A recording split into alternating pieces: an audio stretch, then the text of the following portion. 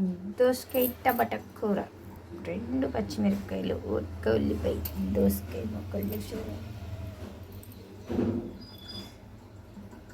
టమాటాలు, కరివేపాకు, కాస్త అల్లం పేస్ట్ చూసారా, ఇవి టమాటాలు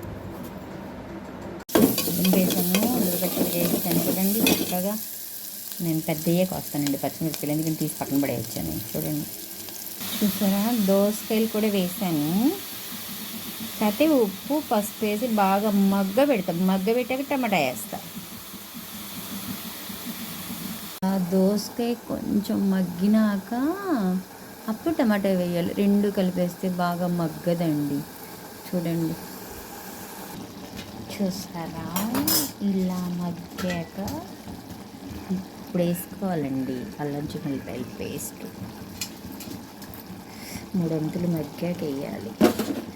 అది మగ్గితే చాలు. కారం వేస్తున్నాను చూడండి. దోసకాయ టమాటా కదా, కొంచెం కారం బాగుంటుంది ఎక్కువ వేస్తే. చికెన్లో మటన్ల కంటే కూడా సూపర్ ఉంటుందండి.